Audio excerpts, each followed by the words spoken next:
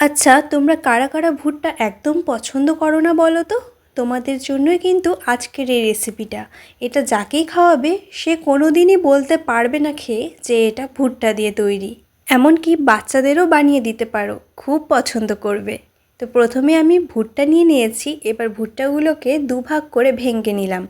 এবার ভুট্টাগুলোকে এভাবে আমি কেটে নিচ্ছি, মানে ভুট্টার দানাগুলো আর কি আলাদা করে নিচ্ছি বা ছাড়িয়ে নিচ্ছি।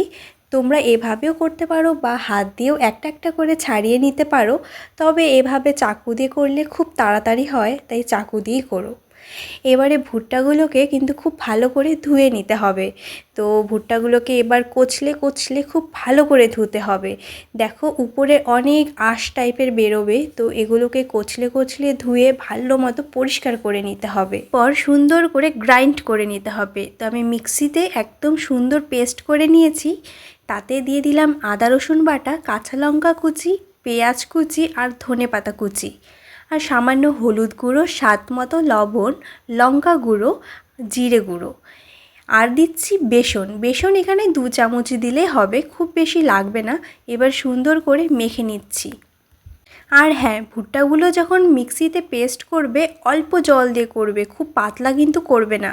এবার চলো ভুট্টাগুলোকে ভেজে নিই, মানে পকোড়াগুলো ভেজে নিই। কড়াইতে সাদা তেল দিয়ে তেলটাকে ভালো মতো গরম করে এবার বড়ার আকৃতি করে ভেজে নিচ্ছি।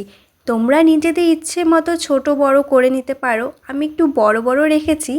তবে যাই বলো, এটা কিন্তু খেতে ভীষণ ক্রিস্পি হয়। আমরা অন্যান্য পকোড়াগুলোকে ক্রিস্পি করার জন্য চালের গুঁড়ো বা কর্নফ্লাওয়ার ইউজ করে থাকি, কিন্তু এ তো নিজেই কর্ন, তো এখানে আর কর্নফ্লাওয়ারের দরকার নেই, এমনিতেই ভীষণ ক্রিস্পি হয়।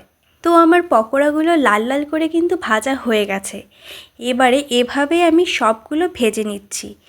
আর হ্যাঁ, তোমাদের আমি অবশ্যই সাউন্ডটা শোনাতে চাই যে কীরকম ক্রিস্পি।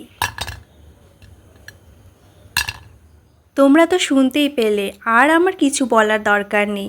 আশা করছি তোমরা বুঝতেই পারছো। এবার ঝটপট করে বাড়িতে বানিয়ে তোমরা খাও, বাড়িতে বাচ্চাদেরও দাও, ভীষণ আনন্দ পাবে। আমিও খেয়েছি, আমার বাড়িতে স্টুডেন্টসদেরও দিয়েছি। কেউই বুঝতে পারছে না খেয়ে যে এটা ভুট্টা দিয়ে তৈরি। আসলেই তাই। এমন আরও দেখতে চাইলে ফলো করে রেখো, আর ভালো লাগলে লাইক করে দিও। বাই।